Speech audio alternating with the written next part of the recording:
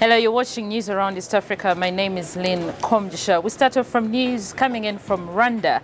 Over 500 youths are gearing up for the launch of the Memorial Garden at Nyanza Genocide Memorial Site in Chichuchiro District as the 25th commemoration of the 1994 genocide nears.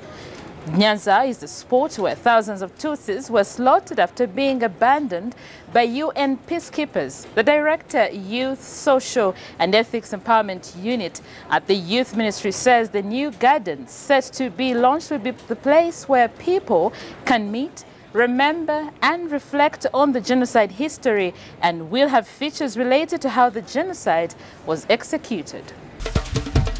Now off to Tanzania, Juma Duni Haji has been named Deputy Party Leader of ACT Wazalendo just days after he defected from Civic United Front. The party leader, Zito Kabwe, says he proposed Haji because of his experience and that the National Governing Committee approved it.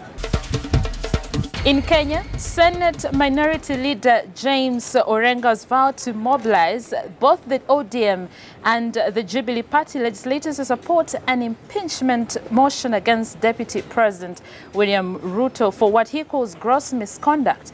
Orengo insists that Ruto has refused to resign following corruption allegations against him. It is alleged that the Deputy President is involved in various corruption claims, all of which have not been proved.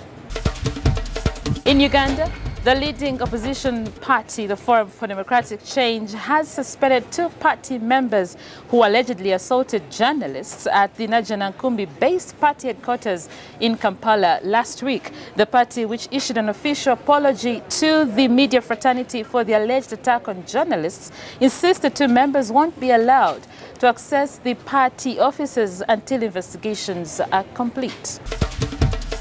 Off to Burundi. Activists have called for the government of Burundi to release 3 school children who were arrested and detained on Thursday last week. The pupils were accused of doodling and defacing President Pierre Nkurunziza's photograph. The activists are also demanding for the schoolgirls to be punished according to the school's rules and regulations.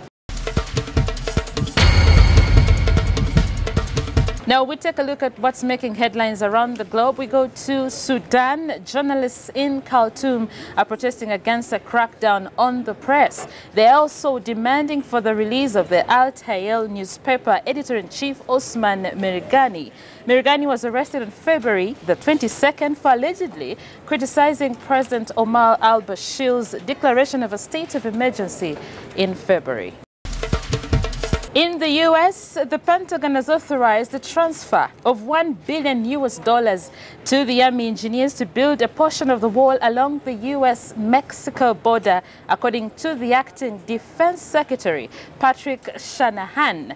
The funds are the first under the national emergency declared by President Donald Trump to bypass Congress and build the barrier he pledged during his election campaign. News coming in from France. One of the main groups representing Muslims in France is suing Facebook and YouTube, accusing the media companies of inciting violence by allowing the streaming of footage of the Christchurch massacre on their platforms. That was news around East Africa and, of course, news making headlines around the globe. Back to Ruth Nasaji. I'm Lynn Komjisha.